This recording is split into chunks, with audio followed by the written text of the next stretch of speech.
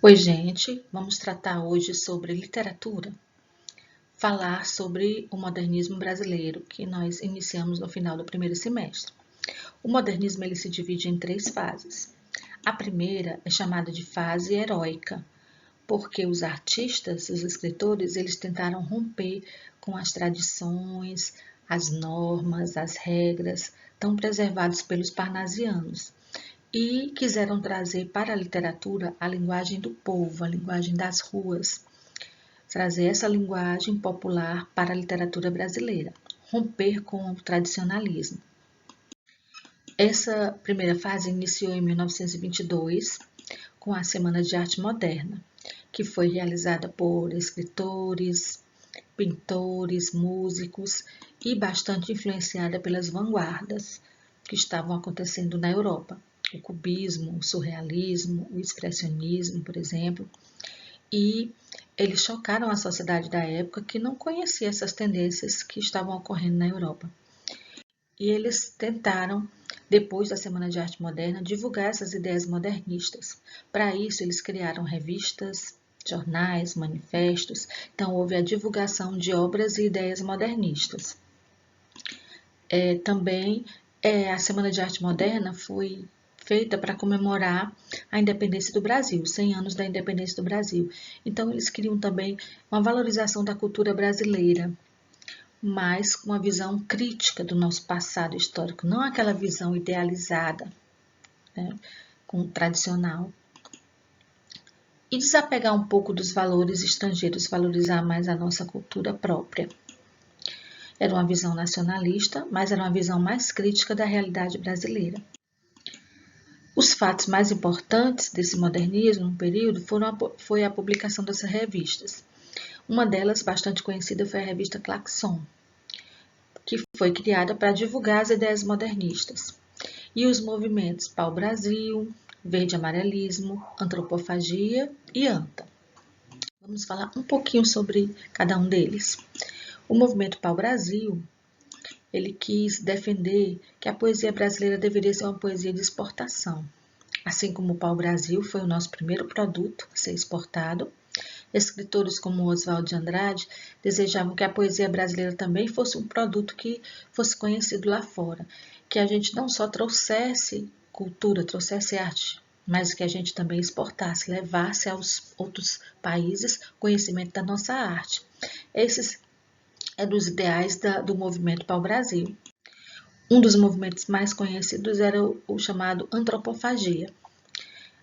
Antropo significa homem e fagia significa o ato de comer carne humana.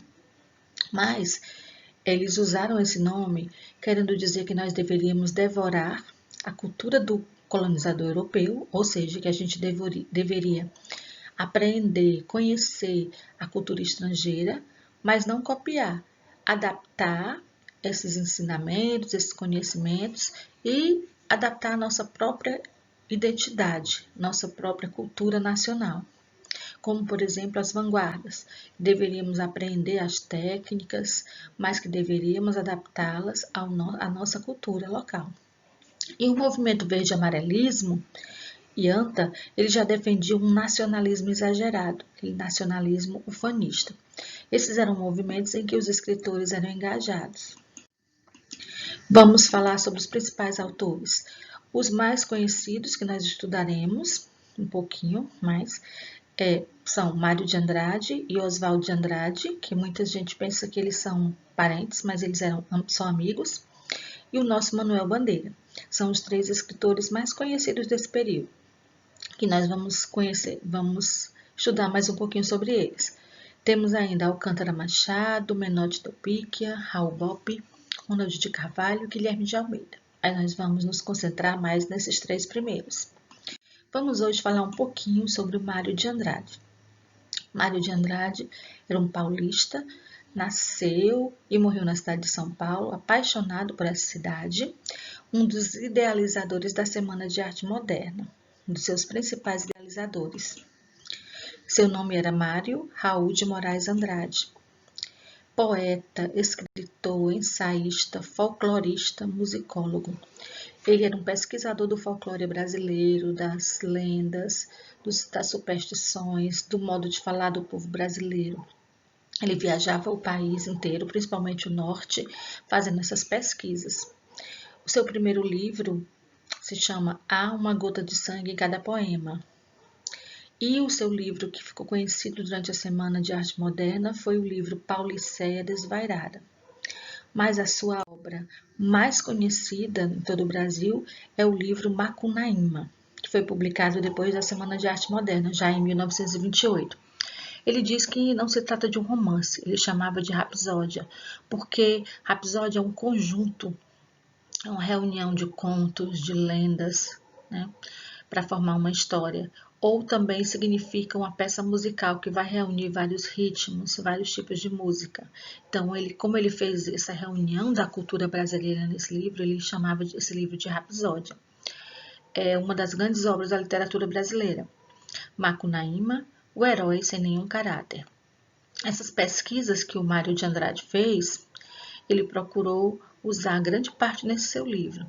Então, esse livro tem personagens do folclore, tem ditados, tem palavras indígenas, tem lendas indígenas e tem também o lado urbano, né?